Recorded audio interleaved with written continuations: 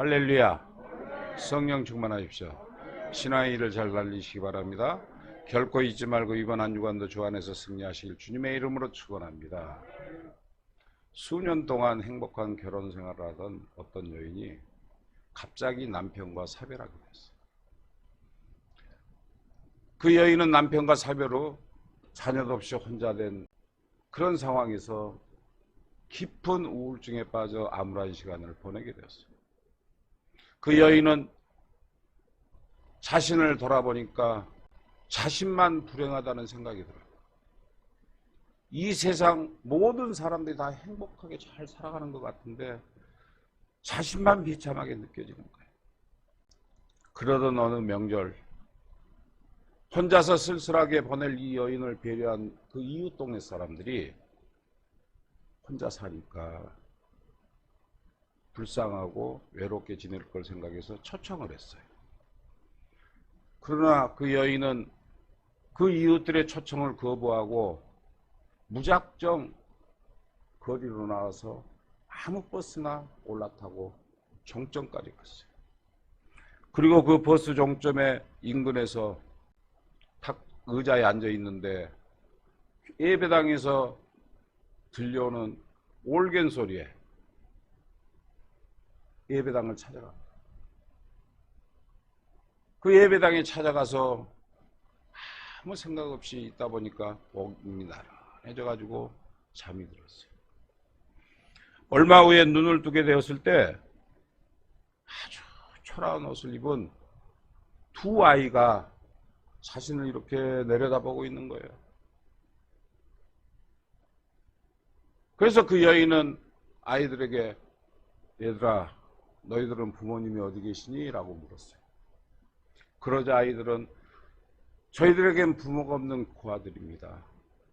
그리고 거리를 헤매다가 너무 춥고 배가 고파서 올겐 소리에 이끌려 예배당에 들어와 몸을 녹이는 중에 아줌마를 봤습니다. 이렇게 대답을 하는 거예요. 그 말을 들은 그 여인은 아이들이 너무 딱해서 데리고 나가서 맛있는 음식을 사주고 옷도 사주면서 말벗이 되었어요. 그 여인은 그 아이들에 대해서 자신이 지금은 비록 이렇게 불행한 일을 당했으나 자신의 어린 시절에 부모님의 사랑을 받고 큰 것에 대한 감사의 마음이 생기기 시작합니다. 그리고 어느덧 이 불쌍한 아이들을 자기 집에서 돌보면서 자기의 닥쳐온 우울증과 자기의 연면에서 벗어났다고 합니다. 이처럼 우리가 있어서도 아니고 없어서도 아니요. 능력이 있건 없건 상관없이 그 마음속에 그리스도의 사랑을 가지고 연민을 가지면요. 불쌍한 사람을 돕고 올처럼 설 명절을 맞이하여 어렵고 힘든 자들을 위하여 그들을 찾아뵙고 뵈면서 안부를 전하고 그들을 위로해 줘야 된다는 사실. 우리 주변에는 그런 사람들이 특히 많잖아요. 우리 모리아교회가 이곳에 19년 동안 정착을 하면서 얼마나 어렵고 힘든 사람이 주변에 많아요. 물론 성격적으로나 여러 가지로 잘못된 사람들도 있지만 정말 선하고 착한 사람들도 많이 있어요. 사랑하는 성도 여러분, 이처럼 자신이 처한 여러 가지 불행 때문에 상심 중에 살지라도 그 여인처럼 내가 누군가를 섬길 수 있다는 것은 내 자신을 살게 하는 비결이기도 한다는 사실이에요. 남을 돕는 거? 돕는 자가 복이 있거든요. 돕는 자가 기쁨이 있는 거예요. 그러니까 얻어먹고 빌어먹는 사람들은 평생 그렇게 살지만 남을 사랑하고 어렵고 힘든 자들을 위로하고 그들과 함께하는 자들은 행복한 자라는 사실이에요. 그래서 저와 여러분들도 어떻게 하면 가치 있는 인생의 삶을 살아가게 될까를 생각하면서 본문을 중심으로 가치 있는 삶을 사랑하는 것이라는 제목으로 함께 은혜를 나누고자 합니다. 그러므로 이 시간을 통해 선포되어지는 말씀을 통해 은혜를 받는 귀한 시간이 되시길 주님의 이름으로 축원합니다. 첫째로 예수님을 본받아 주님의 발자취를 따르는 자들입니다. 예수님께서는 제자들과 따르는 무리들에게 가르침과 함께 본을 보이는 삶을 살아가시면서 주님을 본받는 자들이 되라, 이렇게 원하고 계십니다. 그래서 사도 바울은 고린도전서 11장 1절을 통해 내가 그리스도를 본받는 자 된 것 같이 너희는 나를 본받는 자가 되라, 이렇게 말씀하여요. 그리고 오늘 본문인 요한복음 13장 4절로 5절에서 저녁 잡수시던 자리에서 일어나 겉옷을 벗고 수건을 가져다가 머리에 두르시고 이에 대야에 물을 담아 제자들의 발을 씻기시고 부르신 수건으로 씻기기를 시작하여, 라는 내용이 나오죠. 그 당시 유대인들은 식사 이전에 반드시 손님들의 발을 씻어주던 그런 전통이 있어요. 그것이 하나의 예의이고 그들의 생활에 깊숙이 자리 잡고 있던 아주 건전한 의식이었어요. 하지만 예수님께서는 형식적인 방법이 아니라 남의 발을 씻어주는 일은 사랑과 섬김의 모습이요 겸손한 자의 모습으로 몸소 제자들의 발을 씻겼던 거예요. 또한 예수님께서는 저와 여러분들을 사랑하셔서 겸손히 하나님 아버지의 뜻에 순종하셔서 십자가를 지시고 생명을 버리심으로써 저와 여러분들의 죄사함의 길을 열어놓으셨으며 제자들의 발을 씻음도 죄사함과 연관되어 있다는 사실을 우리가 알 수가 있어요. 오늘 본문인 요한복음 13장 6절로 10절에 베드로가 내 발을 절대로 씻기지 못하겠습니다, 이렇게 예수님에게 얘기해요. 그러니까 감히 구세주이신 예수님께 어떻게 나 같은 자가 발을 씻기겠습니까? 이 말이에요. 그 말을 들은 주님이 뭐라고 했어요? 주님께서는 내가 너를 씻기지 아니하면 내가 나와 상관이 없느니라. 무슨 뜻인지 아시겠어요? 여러분들이 주님으로부터 구원을 받지 못하면 나와 상관이 없다는 거예요. 내가 너를 씻어주면 즉 너를 구원케 이함이라는 거예요. 그러니까 여러분들은 항상 마음속으로 아마 또 여러 가지 환경과 조건 속에서도 주님이 나의 발을 씻어주셨다는 그 사실을 기억하시기 바랍니다. 그러자 베드로가 깜짝 놀랍니다. 주님께서 발을 씻어주지 않으시면 나와 상관없다고 하시니까 베드로가 아차 싶어서 주여 내 발뿐만 아니라 손과 머리도 씻겨 주옵소서, 이렇게 베드로가 다시 매달리죠. 그러자 주님이 뭐라고 그래요? 이미 목욕한 자는 발밖에 씻을 필요가 없느니라 하셔서 믿으시기 바랍니다. 왜 그런 줄 아세요? 이미 여러분들은 구원을 받았어요. 세례를 받고 하나님을 아버지라고 고백을 했어요. 그러니까 여러분들은 구원받은 자로서 이미 성령의 물로 깨끗이 씻음을 받은 자들이에요. 근데 우리가 순간순간 이 세상을 살다 보면 죄를 짓잖아요. 알고도 지은 죄, 모르고도 지은 죄들이 많다는 거죠. 그래서 우리가 예수님이 우리 발을 씻어준 것 같이 우리가 항상 내 마음속에서 회개하는 마음으로 매일매일 기도하는 마음으로 회개 속에서 살아야 됩니다. 예수님께서는 제자들의 발 씻음이 죄사함과 연관되어 있음을 말씀하고 계셨던 것임을 믿으시기 바랍니다. 여러분 죄사함 안 받았어요? 받으셨잖아요. 세례를 받고 구원함을 얻었잖아요. 그래서 성령의 불로 모든 내 죄악 덩어리를 태워버렸잖아요. 그런데 문제는 수시로 우리가 죄를 짓는 게 문제예요. 그러니까 항상 내 자신을 되돌아보며 깨달으며 내 발을 씻은 같이 우리가 회개해야 합니다.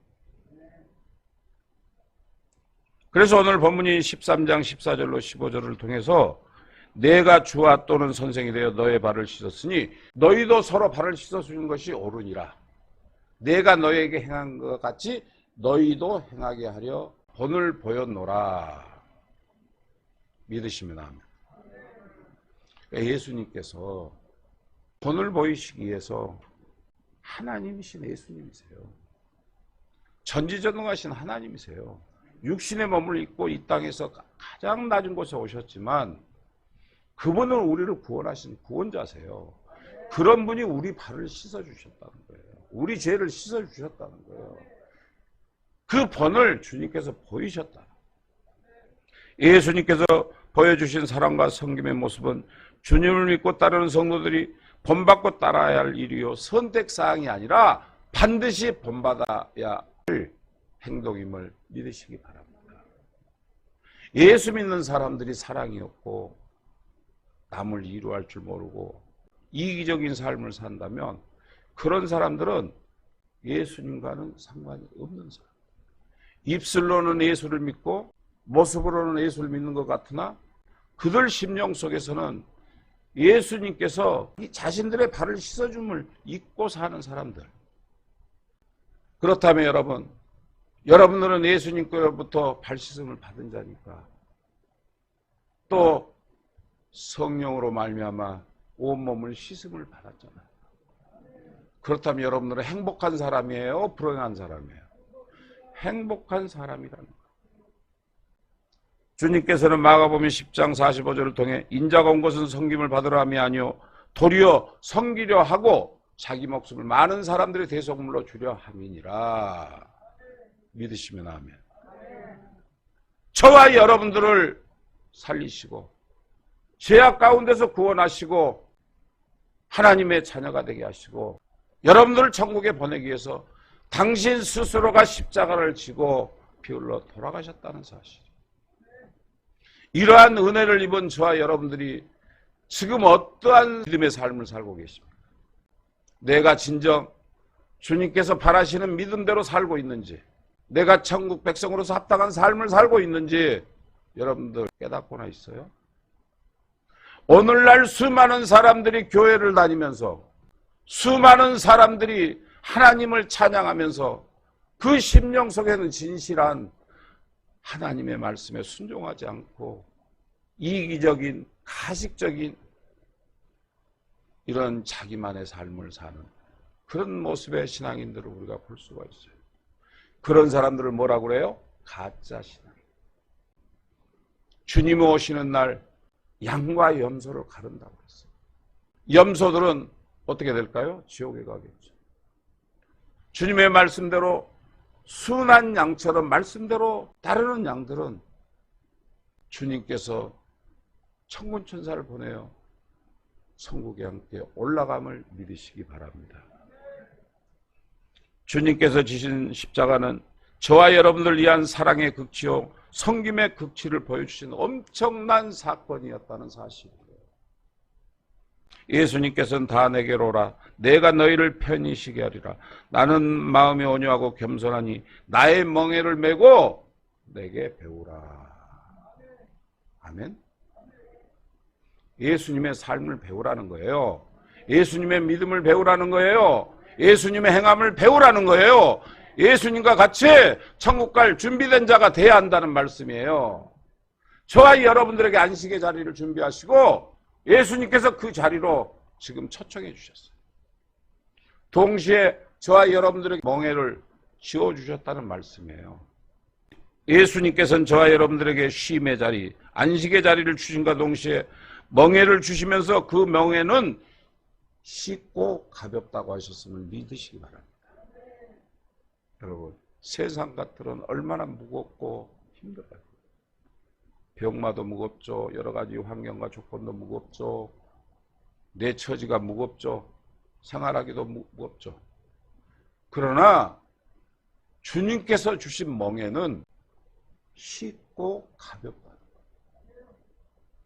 여기서 쉽고 가볍다라는 뜻은 간단하고 아무것도 아니라는 뜻이 아니라 주님의 자발적인 사랑과 섬김의 법문을 따르면 멍에가 멍에로 느껴지지 않기 때문에 쉽게 지고 갈 수 있다는 말씀이에요. 이를테면 아내가 남편을 섬기는데 진정한 사랑으로 섬기고 기꺼이 순종한다면 그 섬김이 부담스럽게 느껴지거나 굴욕적이라고 여겨지지 않을 겁니다. 그렇잖아요. 아내가 남편을 지극히 섬기는데 무슨 생각으로 섬기겠어요? 뭘 바라고 섬기겠어요? 그 남편을 사랑하니까, 하는 것마다 사랑하니까 섬기는 거예요. 하지만 이러한 고백도 없이 의무적인 삶을 살아가는 사람들도 있어요. 그래서 그런 사람들은 남편의 시중을 들 때 내가 이 남자 종으로 사는 건가? 내가 이 집 밥이나 지어주는 사람인가? 이렇게 생각한다면 그 멍해가 무겁게 느껴져요. 반대로 남편도 사랑의 근거가 된 자발적인 섬김의 자세를 잃는다면 이렇게 생각할 거예요. 그런 일이 많이 일어나요. 오늘날 그 물질 때문에 이혼율이 굉장히 높죠. 그리고 서로 성격 차이라고 그래서 이혼을 해요. 성격이 맞는 사람이 어디 있어요? 한 배에서 쌍둥이로 태어난 형제들도 성격이 틀리는데 어떻게 남남이 만나서 성격이 똑같을 수 있겠어요? 근데 부인은 남편에게 내가 밥하는 사람이야? 자기 뒷바라지나 해주는 사람이야? 이렇게 생각하고, 남편은 내가 돈 벌어다 주는 기계야? 내가 저 여자의 머슴이야? 육신의 삶을 사는 사람들은 이런 생각을 가질 수 있다. 그렇게 부부가 살아간다면 그 멍해가 얼마나 무겁겠어요. 안 그래요? 집안이 항상 우중충하고 서로 부담을 느끼고 말도 않고 서로 막 스트레스를 쌓여서 그렇게 살 거 아니에요. 그러므로 저와 여러분 모두는 예수님을 본받아 그분의 사랑과 섬김의 삶을 통해 주님의 발자취만을 따라가는 모든 분들이 되시길 주님의 이름으로 축원합니다. 둘째로 성령의 인도하심에 따라 성령을 위해 심는 자의 삶입니다. 갈라디아서 6장 8절에 자기의 육체를 위하여 심는 자는 육체로부터 썩어진 것을 거두고 성령을 위하여 심는 자는 성령으로부터 영생을 거두리라. 할렐루야. 이 육신의 삶을 살아가는데 두 가지 방법이 있어요. 하나는 자기의 육신을 위해서 심는 사람들의 인생관이 있어요. 이런 자들의 길은 너무나 쉽고 편하고 달콤한 길이어서 수많은 사람들이 택하여 가는 넓은 문, 넓은 길이라는 거예요. 그렇잖아요. 여러분들, 예수도 좀 쉽게 믿었으면 좋겠어. 내 하고 싶은 대로 좀 다 하고 살았으면 좋겠어. 세상에서도 내가 마음껏 내 육신의 삶을 위해서 무엇이든 펼치고 살아봤으면 좋겠어. 이런 육신적인 생각으로 사는 사람들이 있어요. 그런데 저와 여러분들의 육체란 영원한 것이 아니잖아요. 각기 하나님의 정한 수명이 있어요. 이 세상 그 누구도 건강하게 영원토록 살아갈 수 없다는 거예요. 그래서 시편 90편 10절의 말씀처럼 80년 혹은 100년 이상을 살지라도 이 육체는 수명을 다해 결국 땅에 묻혀져 썩어지든지 혹은 불에 태워져 한 줌의 재가 되고 말자. 그게 육신의 삶의 끝이에요. 아무리 내가 잘 먹고 잘 살았다고 할지라도, 좋은 환경에 살았다고 할지라도, 여러분들처럼 어렵고 힘든 가운데 쪽방에 산다고 할지라도 절대 비교하지 마세요.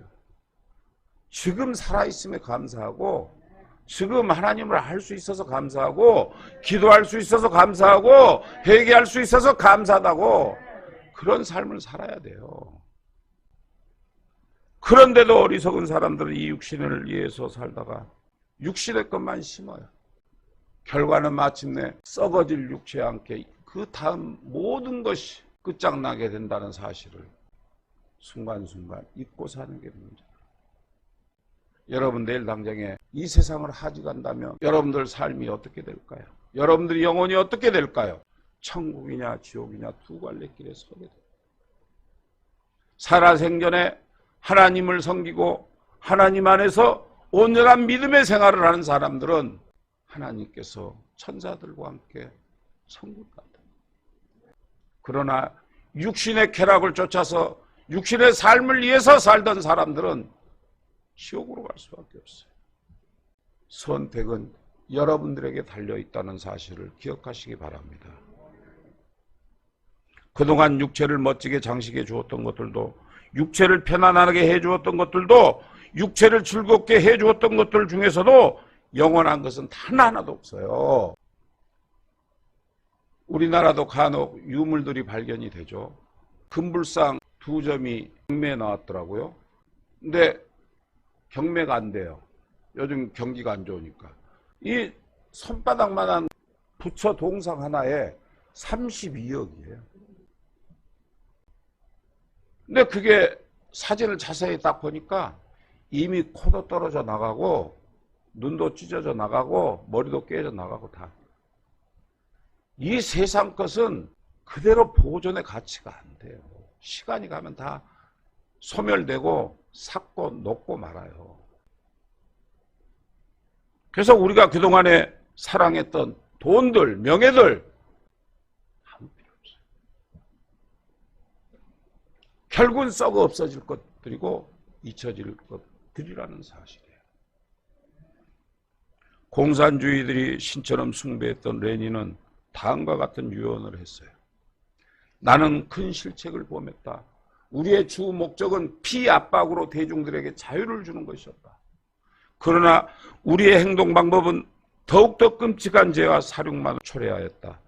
이 헤아릴 수 없는 많은 피바다 속에 빠져 버둥거리는 환상, 죽음보다 더 괴로운 이 악몽이여, 이젠 어쩔 수 없지만 참으로 러시아를 구하기 위해서는 프랜시스 같은 인물 10사람이면 족하다. 이러고 죽었어요. 그러니까 공산주의 사상을 처음 뿌리를 내리게 했던 레닌도 그게 잘못됐다고 시인을 한 거예요. 레닌은 신을 믿지 않는 무신론자였어요. 그렇지만 마지막 자신의 마음속에 남은 것은 비로소 죄와 죽음에 대한 두려움 외에는 아무것도 없었음을 여러분 믿으시기 바랍니다. 예수 믿지 않는 사람들은요, 죽음이 두려웠거든요. 예수를 제대로 믿는 사람들은요, 죽음을 두려워하지 않아요. 왜? 영원히 죽지 않는 천국에서 주님과 함께 할 걸 생각하니까 오히려 기쁘고 오히려 즐겁고 오히려 소망을 두고 사는 거예요. 근데 예수가 없는 사람들은 죽음이 들어올 수밖에. 왜? 지옥이 있다는 걸 알고 있기 때문이에요.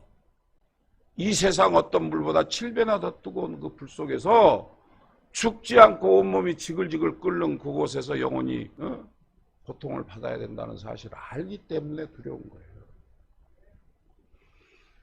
하지만 다른 하나는 성령을 위하여 심는 인생관을 가지고 살아가는 사람들입니다.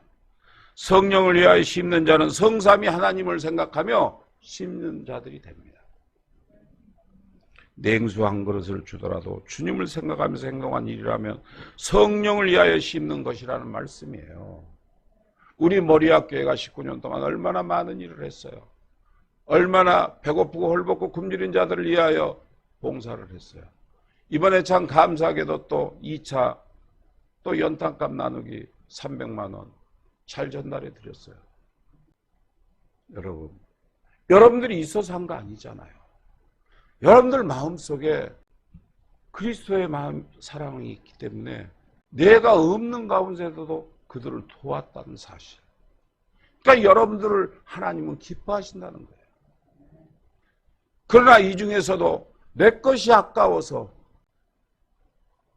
받아먹기만 하려는 이런 사람들도 있어요. 없어서 못 내는 건 어쩔 수 없죠. 성령에 사로잡힌 자들은요, 주님을 생각해서 심는 거예요. 성령을 위해 심는 자들은 주님을 생각하기 때문에 할 말을 못할 때도 있어요. 내가 참고 인내해야 될 때도 있어요. 또 물질적인 손해도 감수할 수 있어야 돼요. 왜? 내가 당장에 하나님께 11조도 바치고 감사금도 바치고 불의도 돕고 선교도 하고 하려면 내가 손해를 감수해야 되잖아요. 또한 예수를 믿는다는 것 때문에 고난과 박해를 받을 수 있어요. 심지어 예수를 믿는다는 것 때문에 목숨을 잃고 있는 그런 상황이 이 세상 곳곳에서 벌어지고 있잖아요. 특히 아프가니스탄. 우리가 그곳에 선교를 하면서 얼마나 많은 것을 깨닫습니까? 여러분들이 여유가 있어서 주의 사랑을 베푸는 게 아니에요. 여러분들 심령 속에 하나님의 성령이 자리 잡고 있기 때문에 없는 가운데서도 그들을 돕고 있잖아요. 하나님은 그런 걸 기뻐하신다는 거예요. 내가 쓰고 남고 풍성해서 드리는 게 아니라 없는 가운데 하나님께 바칠 때 하나님께서는 그 물질을 통하여 죽어가는 영혼들을 살리는데 쓰임받게 하신다는 사실입니다. 그렇게 하나님의 은혜를 받아 성령으로 거듭난 믿음의 사람들이 아니고서는 이 좁은 길을 택하여 가는 사람이 없다는 거예요. 하나님이 없다면 우리가 결코 그런 길 갈 이유가 없잖아요. 뭐 하려고 힘들고 어려운 길을 가겠어요? 편한 길로 가지. 근데 저와 여러분들은 하나님이 지금 살아계시고 이곳에 계신다는 걸 믿잖아요. 믿기 때문에 행하는 거잖아요. 그래서 예수님의 제자들도 성령 충만함을 받기 전에는 사랑과 섬김의 도리를 잘 깨닫지 못했어요. 그래서 오늘 본문인 요한복음에서 베드로는 예수님께서 자신의 발을 씻으랄 때 예수님 절대 안 됩니다. 그럴 수 없습니다. 이랬잖아요. 그러자 예수님께서 오늘 본문인 13장 7절을 통해서 예수께서 대답하여 가라사대 나의 하는 것을 내가 이제는 알지 못하나 이후에는 알리라. 여러분 지금은 믿음이 연약하고 또 여건이 형성되어 있지 않다고 할지라도 언젠가는 여러분들이 기도하면서 하나님의 말씀을 듣고 깨닫고 회개하면 그 주님의 마음을 알 수 있다는 거예요. 주님의 제자들도 처음에는 섬김의 도를 깨닫지 못했습니다. 오직 그들은 누가 더 크겠느냐? 누가 더 높겠느냐? 이것만 생각했어요. 아니 생각해 보세요. 홀벗고 굶주리고 어려운 생활을 사는 그 어부들, 가장 낮고 낮은 자들이 갑자기 예수님 같은 분을 만났는데 그냥 예수님께서 막 기적을 펑펑 베푸시는 거예요. 죽은 자도 살리시고 병든 자를 일으키시고 장님들도 눈을 뜨게 하시고 오병의 기적을 일으키시고 막 하니까 그냥 누이 동물이고 저분이 누구야? 저분이 우리의 구세주 아니야? 근데 그들이 생각한 게 영적으로 생각을 하지 못했다. 육신적으로 눈으로 봤어요. 저런 예수님이면 이 세상의 왕이 될 수 있겠구나. 세상의 왕, 육신의 세상의 왕, 만왕의 왕, 하늘과 땅의 모든 이 우주 만물의 왕이 되셔야 될 분을 이 육신의 세상의 땅의 왕으로 생각했어요. 그래서 자기들이 주님과 가깝게 있으면 자기들도 그 주님 덕분에 장관, 국무총리도 하고 이럴 줄 알았어. 육신적인 출세를 생각하고 살았다는 말씀이에요. 예수님 덕분에 자신들의 더 신분이 높아질 것이고 더 영광이 자신들에게 돌아올 것이라고 착각하고 살았어요. 그런데 유감스럽게도 예수님께서는 그들과는 달리 죄수의 몸으로 죽고 말았어요. 얼마나 기가 막히겠어요.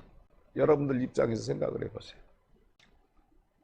그 모습을 본 제자들이 어떻겠어요? 실망한 나머지 다시금 자신들의 고향인 갈릴리로 돌아가서 다시 고기 잡는 업으로 가버린 거예요.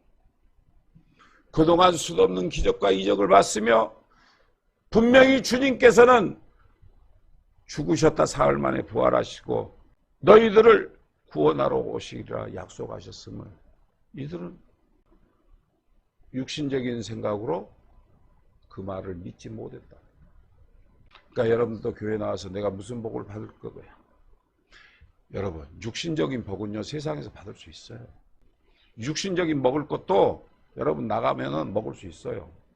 그러나 영적인 말씀은 하나님의 말씀을 통해서 먹게 돼서 영의 양식으로 여러분들이 승리할 수 있는 거예요.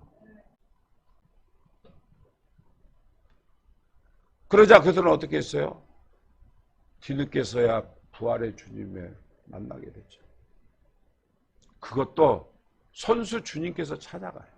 찾아가서 그들이 비로소 오순절 다락방에서 성령을 받고 깨닫기 시작했다는 사실이. 그러니까 여러분, 하나님은 살아계심을 기억하시기 바랍니다. 지금도 이 자리에 계시며 여러분들이 성령을 받아 성령의 사람으로 살기를 원하고 계심을 믿으시기 바랍니다. 그리고 그들도 예수님처럼 서로 사랑하는 마음으로 헐벗고 굶주린 사람들을 위하여 집을 팔아 섬기고 나누며 복음을 전해요. 성령으로 거듭난 사람은요, 내 것이 아깝지 않아요. 내가 먹을 거, 쓸 거. 정부에서 여러분들은 거의 다 국가 공무원이에요. 우리 어르신들 전부 국가 공무원이에요. 그러니까 딱딱 돈 나오잖아요, 월급. 그러면 제일 먼저 저금부터 내가 죽기 전에 써야 되니까 그거 빼고, 뭐 빼고, 뭐 빼고, 뭐 빼고 나오니까 11조 낼 게 없네? 11조가 뭐예요? 10분의 1이 11조예요. 근데 10,000원, 5,000원, 그거 11조라고 내요. 여러분들, 믿음 안에 사는 사람들이요, 물질의 벽을 넘지 못하면 믿음이 결코 성장할 수 없어요. 나에게 가진 모든 것이 주님 것이라고 찬양을 하면서도 주기가 아까워. 주는 것이 아니라 하나님 것을 돌려드리는 거예요. 그래서 이 사람들이 성령의 은혜를 받고 어렵고 힘든 자들 위해 자기 집까지 팔아서 나누고 베풀었어요. 그리고 고난을 받고 복음을 전하다 순교의 제물이 되기도 했어요. 이런 것이 참된 믿음의 사람들의 모습을 믿으시기 바랍니다. 그러므로 저와 여러분 모두도 성령의 인도하심에 따라 성령에 붙잡힌 성도로서 사랑을 심고 나누고 믿음을 심어 성령 충만한 삶을 살아가실 주님의 이름으로 축원합니다. 셋째로, 장래에 복된 것을 거두는 슬기로운 자입니다. 그렇다면 저와 여러분들이 왜 반드시 성령을 위해 심는 자가 되어야 할까요? 그것은 바로 성령을 위해 심는다는 것은 아무리 좁은 문, 좁은 길이라고 해서, 또한 그 길이 힘든 길이라고 해서 손해가 따르고 고난과 박해가 따르며 때로는 죽음까지 불사하면서 쉽고 편안한 길을 포기하고 어려운 길로 가는 것은 무엇 때문에 가야 할까요? 장래의 소망 때문에 가는 거예요. 여러분, 앞으로 더 이상 뭘 할 거예요? 천국 가는 길밖에 더 있어요? 여러분들 소망이 뭐예요? 지금은 살아있으나 내일 당장에 눈 딱 감면 그 심령 속에 예수 없으면 지옥 간다는 거예요. 그러니까 지금은 내가 손해보는 것 같아도 결코 여러분 손해보는 게 아니에요. 하늘의 상급을 쌓아야 돼요. 그래서 우리가 어렵고 힘들더라도 죽음을 불사해서라도 반드시 하늘의 소망을 두고 가야 심는 대로 거두기 때문입니다. 갈라디아서 6장 7절로 8절에 스스로 속이지 말라. 하나님은 업신여김을 받지 아니하시나니 사람이 무엇으로 심든지 그대로 거두리라. 자기의 육신을 위하여 심는 자는 육체로부터 썩어질 것을 거두고 성령을 위하여 심는 자는 성령으로부터 영생을 거두리라. 할렐루야. 세상을 위해서 하나님을 속이고 살아봐요. 속이고 가짜 믿음의 생활을 해봐요. 어떻게 되나? 그런 사람들은 썩어질 것으로 지옥에 가요. 그러나 성령을 위하여 심는 자들은 영생을 얻는다. 저와 여러분들이 살아가는 이 육신의 삶은 심는 대로 거두면 자연의 원리이기도 하고 영적인 원리이기 때문이에요. 여러분, 씨앗을 뿌릴 때 반드시 10배, 20배, 100배 열매가 맺으리라는 것을 확신하고 곡식 씨앗을 뿌리잖아요. 이처럼 우리도 살아생전에 정성껏 뿌려야 된다는 거예요. 근데 그걸 돌짝밭에 뿌리지 말라는 거예요. 돌짝밭이 어디예요? 세상적으로 먹고 살고 있고 누리고 그런 걸 말하는 거예요. 그러나 여러분들 힘들고 어려울지라도 내 주변에 헐벗고 굶주린 자가 있으면 그들을 위하여 돕고 그들과 함께하는 자들을 옥토에 씨를 뿌린 자들임을 믿으시기 바랍니다. 사도 바울은 갈라디아서 6장 9절에서 우리가 서를 행하되 낙심하지 말지니 포기하지 아니하면 때가 이름에 거두리라. 할렐루야. 여기서 낙심하다는 말은 힘이 빠지다, 이런 뜻이에요. 믿음의 성도들이 열심히 선을 행하다가 힘이 빠지고 맥이 풀릴 수도 있어요. 솔직히 뭐 저라고 항상 기쁜 마음으로 이리저리 막 힘들게 쫓아다니는 거 아니에요. 어쩔 때는 거절을 당하고 나면 마음이 상해. 그리고 우리 교회가 이렇게 코로나로 인해서 10,000개 이상의 교회, 12,000개 교회가 문을 닫았어요. 이제 현재 없어졌어요. 그런데도 우리 교회는 이웃을 나누고 섬기며 돕고 있잖아요. 그러다 보니까 이것을 시기 질투하는 목사들이 외로 많아요. 또 회방을 해요. 누가 얼마를 후원을 해서 뭘 했다? SNS에다 올리면 거기다 전화를 해. 우리도 해주라고. 그러니까 우리 것까지 끊어지는 거야. 그래서 요즘은 그 명칭을 얘기를 안 해요. 이 교회를 섬긴다는 자들이 스스로 하나님과 자기와의 관계에서 모든 것을 해결해 나가야 되는데 남이 하는 것을 못 봐요. 잘된 것을 못 봐. 그게 우리 한국 사람들의 심보야, 원래가. 사돈이 무엇을 사면 땅을 사면 배가 아프다. 이처럼 회방과 오해와 비난이 따를 수 있고 많은 사람들이 이기적인 욕심에 따라 살아가는 세상 풍조이기 때문이에요. 그러나 시편 126편 6절에 울며 씨를 뿌리는 가는 자는 반드시 기쁨으로 그 곡식단을 가지고 돌아오리라 한 말씀처럼 때가 되면 반드시 거둘 수 있음을 믿으시기 바랍니다. 갈라디아서 6장 10절을 통하여 그러므로 우리는 기회가 있는 대로 모든 이에게 착한 일을 하되 더욱 믿음의 가정들에게 할지니라 이렇게 권면하고 있어요.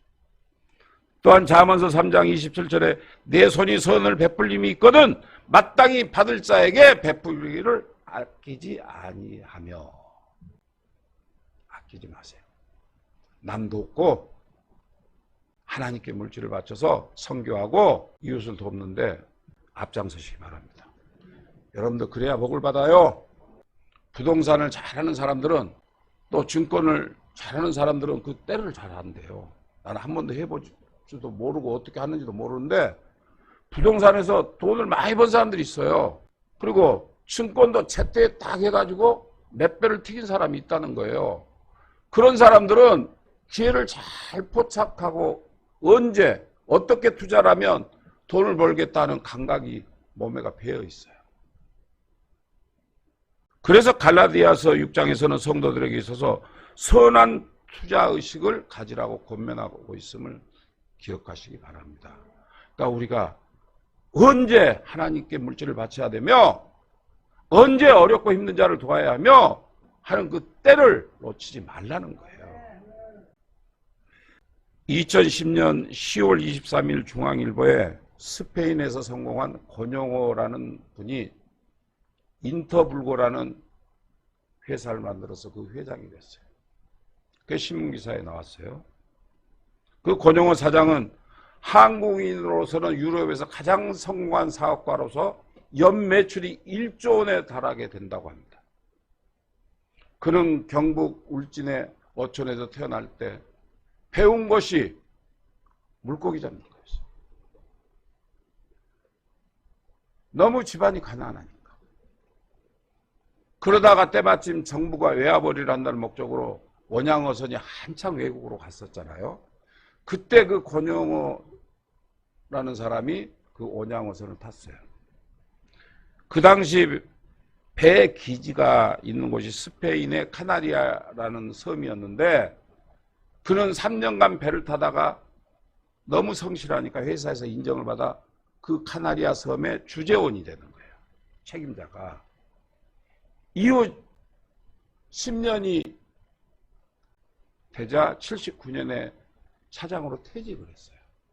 퇴직을 하고 한국에 나오려고 했는데 마치 부대에 나가니까 일본에서 그 고기를 잡던 그 일본 국적의 그 배를 폐선을 한다는 거예요. 그러니까 배를 오래 써서 원양어선으로서는 가치가 없다. 그러니까 팔아야 되겠다고 내놨다는 거예요. 그걸 본 거예요, 이 사람이. 그 배를 사가지고 수리를 해가지고 어마어마하게 돈을 번 거예요. 이제는 배 선주가 됐잖아요. 그는 10년간 직장 생활을 하면서 번 돈 2만 달러를 주고 그 배를 샀는데 가진 고생을 했겠죠. 그런데 그는 세상 말로 운이 터져서 엄청난 물고기를 잡아들였던 거예요, 그 배가. 근데 그 사람의 성격이요, 남을 유달리 돕기를 좋아해요. 그래서 86년도에 동영장학재단이라는 것을 설립해서 25년간 한국, 중국, 아프리카 학생들을 1만 3천 명에게 130억 원을 기증을 해요. 그리고 우리 한국에는 2008년도에 계명대학교에 200억 원을 기증하게 됐어요. 그리고 권용호 사장이 하는 말이, 돈을 벌고 나서 돈을 보람있게 쓸 수 있는 것이 무엇인가를 생각하다가 어차피 인생은 내가 번 돈을 두고 가는 것인데 어려운 사람을 나누고 베풀고 실천하는 삶이 좋겠다고 생각했습니다. 그래서 내가 나누게 됐습니다. 이런 기사를 썼어요. 여러분 죽을 때 돈 가지고 가나요? 집 가지고 가나요? 근데 그 영혼이 가지고 갈 수는 없어도 천국은 가야 될 거 아니에요. 여러분들 한 분도 빠짐없이 천국에 가야 될 거 아니에요. 그게 문제라는 거죠. 사랑하는 성도 여러분, 이처럼 저와 여러분도 이 육신의 세상을 살아가는 동안 사랑과 섬김의 삶을 통해 가치 있는 믿음을 심어서 장래의 복된과 하늘의 면류관을 쌓아 한 분도 빠짐없이 천국에 가는 모든 분들이 되시길 주님의 이름으로 축원합니다.